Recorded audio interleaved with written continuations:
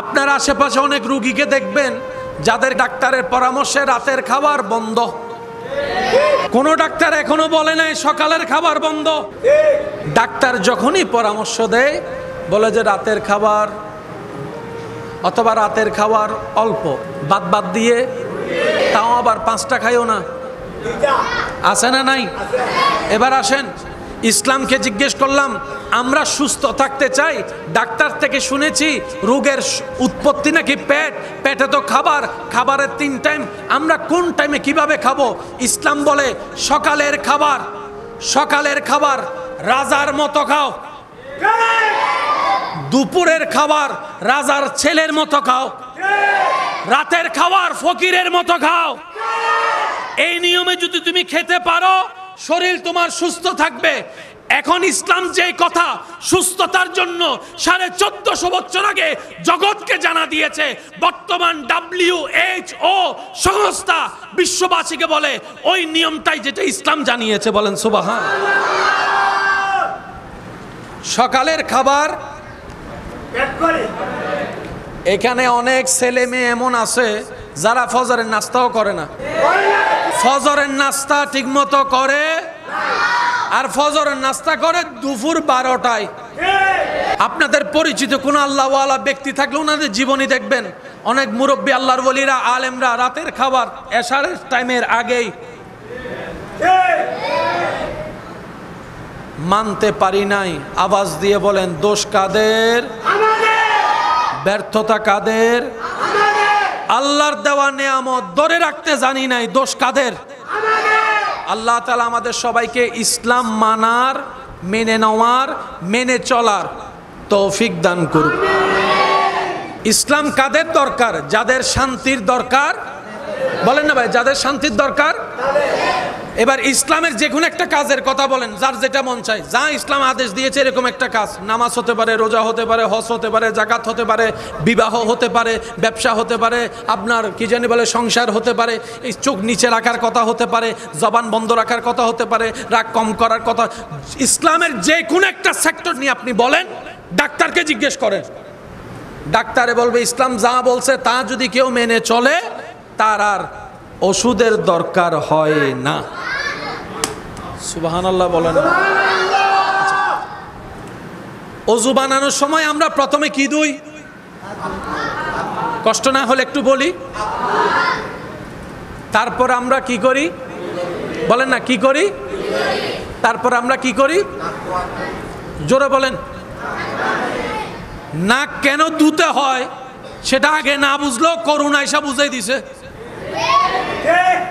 সুবহানাল্লাহ বলে না। হাত কেন ধুতে হয় আগে না বুঝলো, মিস্টার করুণা এসে হাতে কলমে বুঝাই দিছে, দো দো দো। 1450 বছর আগে নবী বলছে কয়বার? জোরে বলেন কয়বার? ডেলি কয়বার? 5 বারে 3 বার করে কয়বার? 3 ফাঁসা। বলেন 3 ফাঁসা। বুঝদারের জন্য ইশারায় যথেষ্ট। নবী বলে কুলি করো। ইয়া রাসূলুল্লাহ কিভাবে করব? এমন ভাবে কুলি করো যেন দাঁতের ফাঁকে ফাঁকও কিছু যদি থাকে। সুবহানাল্লাহ জোরে বলি না। তারপরে নাকে, তারপরে মুখে পানি দাও। জোরে বলেন মুখে। এবার বলেন এখানে দাড়ি আছে, দেখা যায় কি যায় না? এখানে কেশ আছে, লোম আছে, দেখা যায় কি যায় না? কিন্তু এইখানে লোম দেখা যায়, এখানে লোম দেখা যায়। আপনি যদি কোনো একটা ফেসিয়াল ডাক্তারের কাছে যান, উনি আপনাকে যে কোনো চিকিৎসা দেওয়ার আগে প্রথম একটা কথা বলবে, ভালো করে পানি দিয়ে মুখ ধো, ভালো করে পানি দিয়ে মুখ ধো। ইসলামও বলে 5 ওয়াক্তে 5 বার ওযুর মাধ্যমে পানি দিয়ে মুখ ধো। আপনি শুনলে অবাক হয়ে যাবেন। পানিটা যখন আমি চেহারায় দিই, এই পানিটা এখানে অদেখা কিছু কোষ আছে, লোম আছে, অণুবীক্ষণ যন্ত্র ছাড়া যা দেখা যায় না, ওই পানিটা যাওয়ার পরে কোষগুলা জাগ্রত হয়। সেজন্য যারা বেশি ওযু করে তাদের চেহারায় বেশি নূর আসে, সুন্দর আসে। সুবহানাল্লাহ। তাহলে ফেয়ার আর লাভলি চিকিৎসাও আল্লাহ তাআলা আমাদের জন্য ওযুর মধ্যে দান করেছেন। নিতে জানি নাই দোষ না, হতাইয়া না তাইম পরিবাজিয়ে, নিতে জানি নাই দোষ, পালন করতে জানি নাই দোষ। এবার আসেন, বলেন না। তারপর মাথা মাসা করতে গিয়ে আমরা গাড়ের মধ্যে পানি দিই না? সত্যি করে বলেন, প্রেসার যখন হয়, প্রেসার ফিল হলে তখন পানি কোথায় দেয়? জোরে বলেন, কোথায় দেয়? ঘাড়ে যখন পানির স্পর্শ পায় প্রেসারি রুগীদের জন্য এটা অনুভবটা ভালো হয়। ইসলাম বলে এমন অজুর ব্যবস্থা করে দিয়েছিলাম, তোমার এই অজু দিয়ে শুধু জান্নাতের নামাজ হবে তা না, তোমার শারীরিক রোগের, অনেক রোগের চিকিৎসা আমি আল্লাহ এই অজুর নিয়ামতের ভিতর দান করে দিয়েছি। মেজাজ যখন বেশি গরম হয়, পায়ের তালু পানিতে ভিজায় রাখলে, কথা বলেন না রে ভাইয়া, শরীরে যখন জ্বর আসে জলপট্টি দেয় কপালে, আবার কাপড় দিয়ে বুক মুছে দেয়, হাত মুছে দেয়, পা মুছে দেয়। মানবের শরীরের, মনে রাখবেন এটা, ইন্টারনাল এক্সটার্নাল, দেখা অদেখা সর্বপ্রকার ভালো কল্যাণ আল্লাহ ইসলামের ভিতর দান করে দিয়েছে। এই ইসলাম আমাদের পালন করার দরকার আছে না নাই? নিজের ভালোর জন্য হলেও, নিজের লাভের জন্য হলেও এই ইসলামকে পালন করার দরকার। আল্লাহ তাআলা আমাদের সবাইকে একটু বুঝার, আমল করার তৌফিক দান করুক। আল্লাহ তাআলা ইসলামের নাজ, নিয়ামত, বরকত আমাদের সবার ভাগ্যে নসিব করুক। ইসলামের ইজ্জত রক্ষা করে একজন মুসলিম হিসেবে, নবীর ওয়াফাদার উম্মত হিসেবে মেনে চলার আল্লাহ আমাদের সবাইকে তৌফিক দান করুক। আসুন ভাইয়েরা, এতটুক কথা কি বুঝতে পেরেছি? এতটুক কথা বুঝতে পেরেছি? আমরা জীবনে কালো জিরা খাবার চেষ্টা করব ইনশাল্লাহ। বলি, রাতে তাড়াতাড়ি ঘুমাই, সকালে উঠার চেষ্টা করব ইনশাআল্লাহ। ফজরের নামাজের পরে সকালের সেই রহমতের বাতাস গায়ে লাগানোর চেষ্টা করব ইনশাআল্লাহ। খাবারের নিয়ম হচ্ছে পেটকে 3 ভাগ করব, 1 ভাগ খাবার রাখবো, 1 ভাগ পানি রাখবো, আর 1 ভাগ পেটের অংশ খালি রাখবো। এই নিয়মে চলতে পারলে লস হবে না লাভ হবে? দিবেন কে? লাভ দিবেন কে? আল্লাহ তাআলা আমাদের সেই নিয়ামত নেওয়ার তৌফিক দান করুন। ইন্নাল্লাহা ওয়া মালাইকাতাহু ইউসাল্লুনা আলান নবী ইয়া আইয়ুহাল্লাযীনা আমানু সাল্লু আলাইহি ওয়া সাল্লিমু তাসলিমা সাল্লাল্লাহু আলা সাইয়্যিদিনা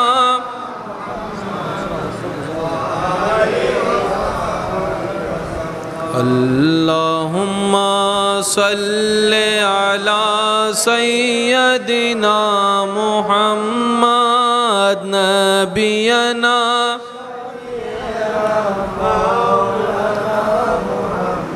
জয় যদি মোর তন জানো এতে নাই মোর ভাবনা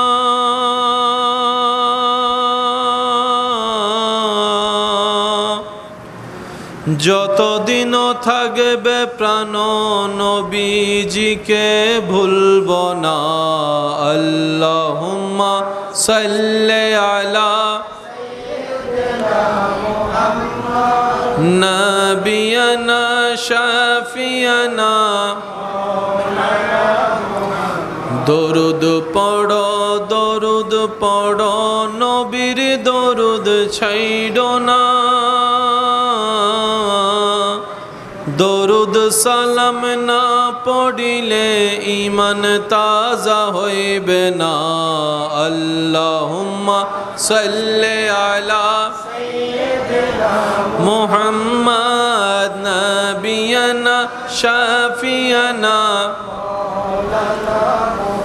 لا الہ الا اللہ لا الہ الا اللہ حق لا الہ الا اللہ لا الہ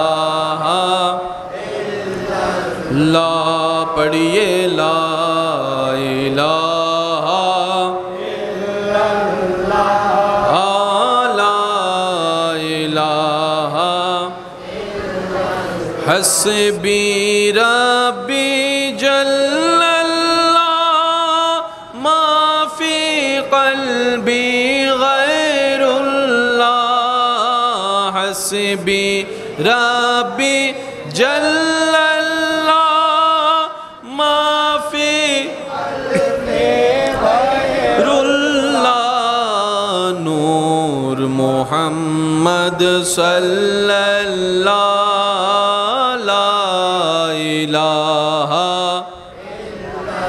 لا پڑھیے لا الہ الا اللہ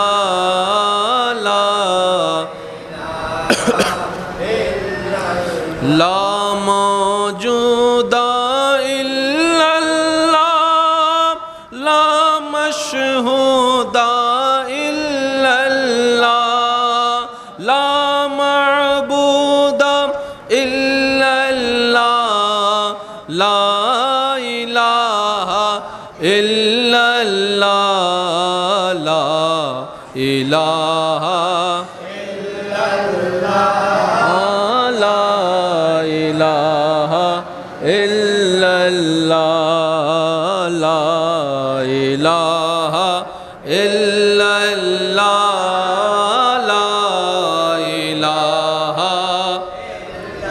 دیکھیں শেষবারের মতো সবাই কি আওয়াজে হক লা ইলাহা ইল্লাল্লাহ লা ইলাহা ইল্লাল্লাহ লা ইলাহা ইল্লাল্লাহ লা ইলাহা ইল্লাল্লাহ অধ্যক্ষ জনাব মোহাম্মদ সেলিম প্রবাসীর পরিবারবর্গের ব্যবস্থাপনায় পবিত্র আহলে বায়েত রাসূল সাল্লাল্লাহু আলাইহি ওয়াসাল্লামের স্মরণে ও সমগ্র মুমিন কবরবাসীর ইসালে সওয়াবের উদ্দেশ্যে আজকের এই আয়োজিত আজিমুশান নুরানি ইমানি মাহফিলের জামে মসজিদ পরিচালনা কমিটির মান্যবর সভাপতি রৌনকে মিল্লত মুজাহিদে আহলে সুন্নাত হযরতুল আলহাজ আল্লামা মাওলানা মুহাম্মদ আব্দুস সবুর আল কাদেরী মাদ্দাজিল্লুহুল আলী সাহেব, বিশেষ করে আজকের মাহফিলের যিনি উদ্বোধকের আসন অলঙ্কৃত করবেন, বিশিষ্ট মিডিয়া ব্যক্তিত্ব উস্তাজুল উলামা ফখরে আহলে সুন্নাত মুজাহিদ দ্বীন ও মিল্লত হুজুর আল্লামা ডক্টর মোহাম্মদ আনোয়ার হোসেন আল কাদেরী মাদ্দাজিল্লুহুল আলী সাহেব তকরীরের খেদমত নিবেদন করেছেন রৌনকে মিল্লত রৌনকে আহলে সুন্নাত হযরতুল আল্লাম জনাব মৌলানা মুহাম্মদ মুসা কাজেম আল কাদেরী মাদ্দাজিল্লুহুল আলী সাহেব। খেদমত নিবেদন করেছেন রৌনকে আহলে সুন্নাত হাফেজ মৌলানা মুহাম্মদ সাইফুল ইসলাম মাদ্দাজিল্লুহুল আলী সাহেব।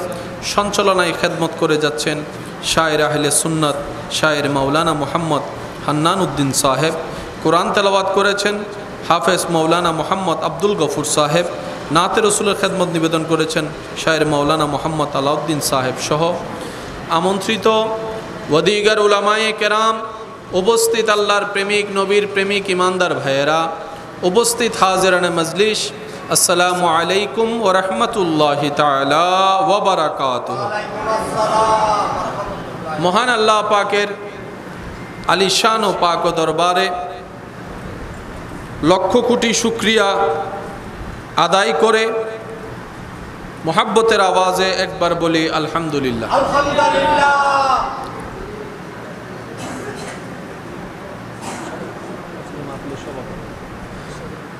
নারে তাকবীর, নারে রিসালাত, নারে গাউসিয়া, আজকের মাহফিলের মান্যবর সভারত্ন আমাদের মঞ্চে তশরিফ এনেছেন বলি একবার মারহাবা। সম্মানিত উপস্থিতি, আল্লাহ তাআলা মেহেরবানি করে দয়া করে আমাদের সকলের হাজিরাকে কবুল আর মঞ্জুর করুক, আমিন। নেক জীবনকে সাথে নিয়ে আল্লাহ তাআলা আমাদেরকে জীবনের পথ চলা করার তৌফিক দান করুক, আমিন। আমাদের জীবনে যত প্রকার কবিরা সগীরা গুনাহ হয়েছে, আল্লাহ দয়া করে আমাদের সবার জীবনের কবিরা সগীরা গুনাহ মাফ করে দিন, আমিন। এবং এই মসজিদের সাথে সংশ্লিষ্ট প্রকাশ্যে গোপনে যারা কবরের বাসিন্দা হয়ে আছেন, খেদমতগার, আল্লাহ সবার কবরকে আযাব মুক্ত করুক, আমিন। যারা বেঁচে আছেন আল্লাহ তাদেরকে আরও খেদমত করার তৌফিক দান করুক, আমিন। সম্মানিত উপস্থিতি, আমি প্রথমে যে বিষয়টা আপনাদের সবার কাছে সহযোগিতা চাইব সেটা হচ্ছে আমরা আল্লাহর ঘরে বসে আছি। আমরা যেন আমাদের কথায় কাজে বসাই উঠায় আল্লাহর ঘরের আদব রক্ষা করতে পারি, সে তৌফিক আল্লাহ যেন আমাদের সবাইকে দান করে বলি, আমিন। আমি সবার ভালোবাসা নিয়ে উলামায়ে কেরামের দোয়াকে মাথার উপর ছাদ বানিয়ে সামনে এগোনোর চেষ্টা করব। অনুরোধ রাখব সবার কাছে, রব্বুল আলামিন মেহেরবানি করে যতটা লফজ আমি অদমের জবান থেকে বের করবেন দয়া করে প্রত্যেকটি কথা মনের কান দিয়ে শোনার চেষ্টা করব বলি ইনশাআল্লাহ। আর আমাকে একটু আওয়াজ দিয়ে সহযোগিতা করতে হবে আল্লাহ এবং রসুলের রেজাবন্দি হাসিলের জন্য। এই যে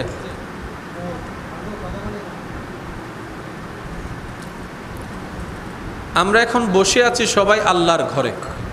কার ঘর? ফ্রিতে কোনো জিনিস পেলে দাম থাকে না, এটা সবাই জানি। রব্বুল আলামিন রহমাতুল লিল আলামিন নবীর সদকায় অনেক দামি দামি জিনিস আমাদের জন্য সহজ করে দিয়েছেন। সুবহানাল্লাহ, জোরে বলি মন খুলে বলেন সুবহানাল্লাহ। শব্দগুলো একটু খেয়াল করবেন, বিশেষ করে আমার যুব সমাজের ভাইয়েরা। অনেক অনেক দামি জিনিস যা টাকা দিয়েও পাওয়া যায় না, এমন সম্পদ আল্লাহ তাআলা আপনার জন্য, আমার জন্য, আমাদের জন্য নবী রহমাতুল লিল আলামিনের উসিলায় একদম সহজ করে দিয়েছেন। বসে আছি কার ঘর? বলেন না। কুল জাহানের স্রষ্টার ঘর, যেখানে কোটিপতির ঘরে ঢুকা আপনার আমার পক্ষে সম্ভব নয়, প্রধানমন্ত্রীর ঘরের এরিয়ার মধ্যে যাওয়া সম্ভব নয়, সেখানে বিশ্বজাহানের স্রষ্টার ঘরে বসে আছি। না আমাদের বসার ঠিক, না আমাদের কাপড়ের ঠিক, না আমাদের যোগ্যতার ঠিক আছে, না আমাদের জ্ঞানের ঠিক আছে, যোগ্যতার কোনো কিছুই নেই এই ঘরের আশেপাশে দাঁড়ানোর মতো, কিন্তু আল্লাহ আমাদেরকে ঘরে ঢুকার ব্যবস্থা করে দিয়েছেন। যে কোরআন পৃথিবীর সমস্ত বই কিতাবকে চ্যালেঞ্জ করতে পারে এবং জিতে আসতে পারে, যে কোরআনের প্রত্যেকটা হরফ নূর আর নূর, সুবহানাল্লাহ, যে কোরআনের প্রত্যেকটা আয়াতে আয়াতে রহমত, যে কোরআনের প্রত্যেকটা পাতায় পাতায় মুমিনদের জন্য কল্যাণ এবং সুন্দর রাস্তার ব্যবস্থা, যে কোরআনের প্রত্যেকটা লফজ কুল জাহানের স্রষ্টার কালাম,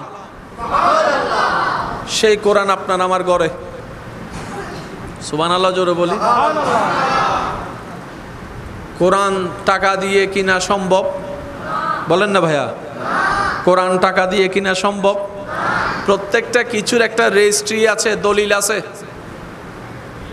আছে না? দলিল আছে না? আপনি যদি কোনো কোম্পানির ডিলারশিপ নেন, ওখানে একটা সিগনেচার নিতে হবে, তারপর আপনি সেই কোম্পানির একটা সেলারম্যান হতে পারবেন। আল্লাহর ঘর আপনার ঘরের পাশে, আপনার রবের ঘর আপনার ঘরের পাশে। কত বড় খুশনসিব আমাদের। আগের যুগের নবী রাসূলদের উম্মতের যদি কাইরোটিক হিসাব করি, সুযোগ সুবিধা হিসাব করি, ওই তুলনায় হাজার গুণ বেশি আল্লাহ তাআলা আমাদেরকে সুযোগ সুবিধা দান করেছেন।